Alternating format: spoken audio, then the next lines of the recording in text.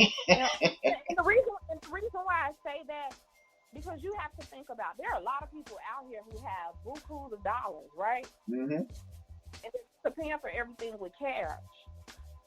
But in certain instances, your cash, and it's crazy to say this, as much as, we want to create cash flow and we want to be able to pay things off and things like that, you still, they still want you to at least have credit established, because it shows them what type of person you are. See, a person just coming in and saying, hey, I have this money, I can pay for it, this is this, you still don't have a trail that shows your credit worthiness.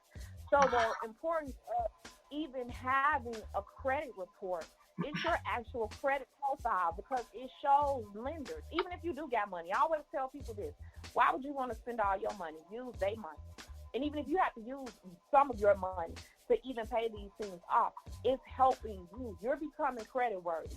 And lenders just look at a credit profile. They're just looking at it to show how you pay for things, what your credit is, what your credit is like, what your character is like. Are you financially sound? Can they even trust you? So they're looking at, okay, you have this credit open, but how long is it taking you to pay it off? Or have you paid it off? Mm. Well, with So that they're being just said, trying to not. I'm sorry. Mm-hmm. Go ahead, finish. And that's the word that I like to use, credit worthy, because that's what they want to know. Are you credit worthy? Credit worthy just means, can I trust you? Mm. With that being And so said, oh, I'm sorry. I'm go sorry. ahead. With that No, being go said, ahead. with that being said, what about people who they get a car? This is car 4 to 5 years, and take between 3 and 5 years to pay it off.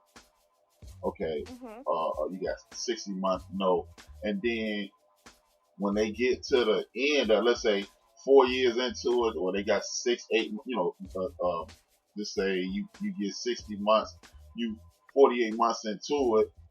Next thing you know, you go get another car. Does that affect your credit in a negative sense or a positive sense? Because Well, this is the thing. This is the thing.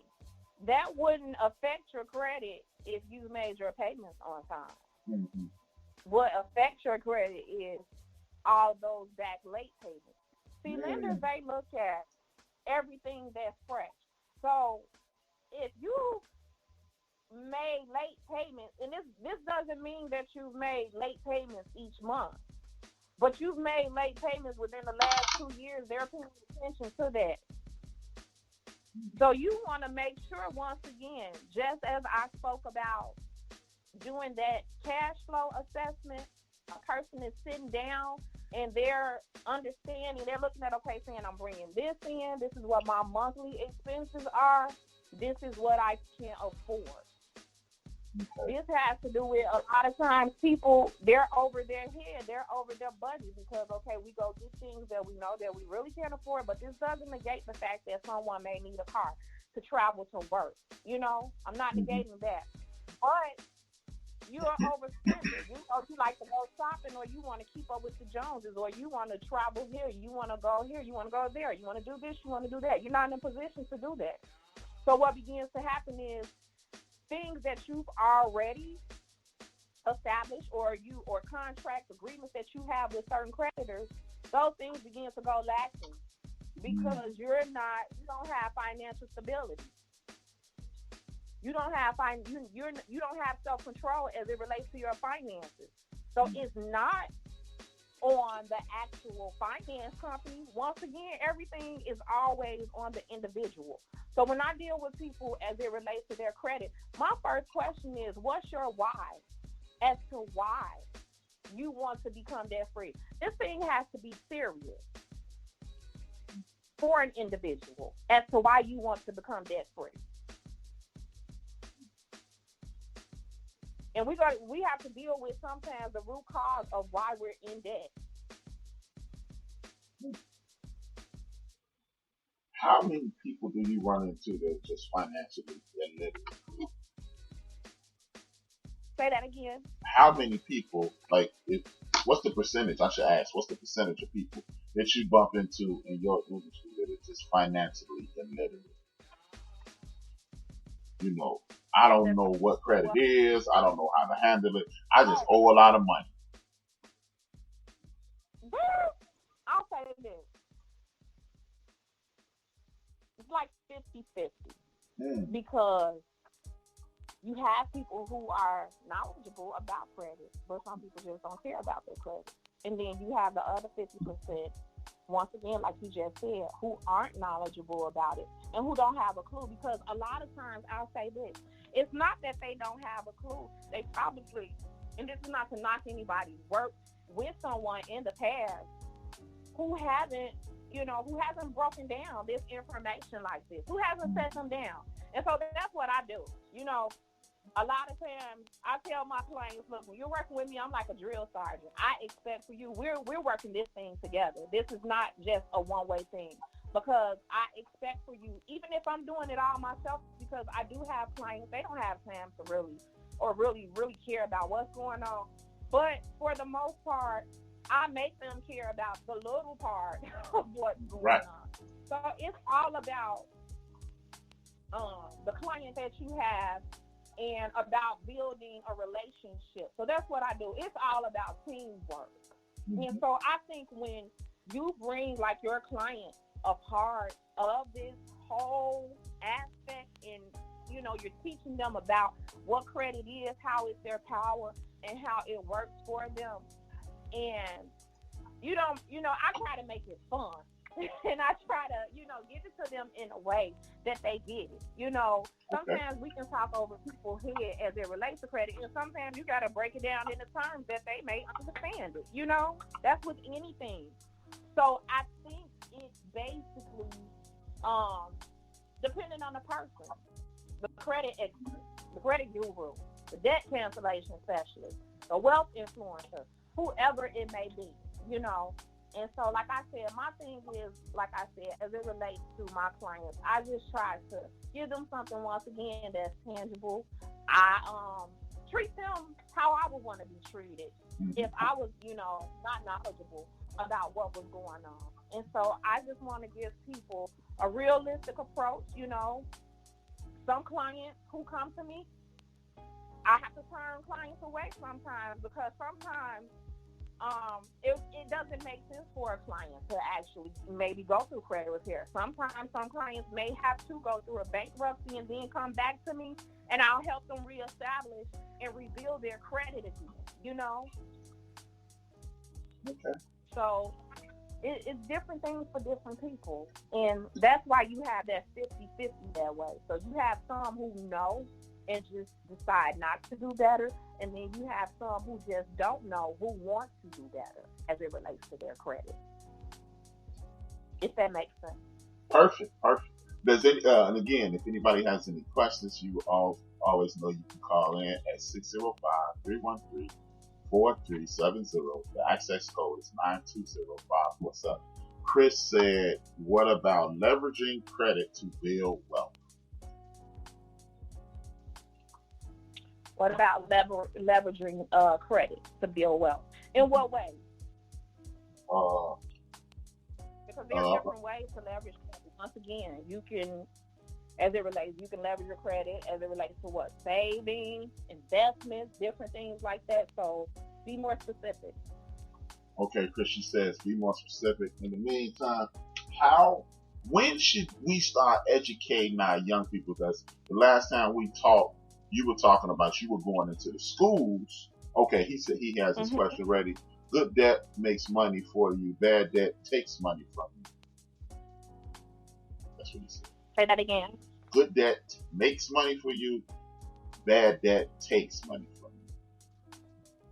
Of course. I mean, that's pretty much like a no-brainer. Good debt is your debt that you're paying on time each month. Your bad debt is going to be those things that you're not paying on. So this is the thing. How does it create leverage for you? If you're paying your bills on time and your utilization is 30% or lower, then guess what? You're going to have all types of people throwing all types of credit line increases. They're going to just give you money up the wazoo as it relates to creating leverage. But once again, you really just answered your question as it relates to good debt and bad debt. I always teach on this. I always tell people when I ask them what's the difference between good and bad debt. Good debt is debt that you pay on time, and it actually allows you to create leverage. It actually allows you to do more things versus a person who has bad debt. It goes to show that once again they're not creditworthy.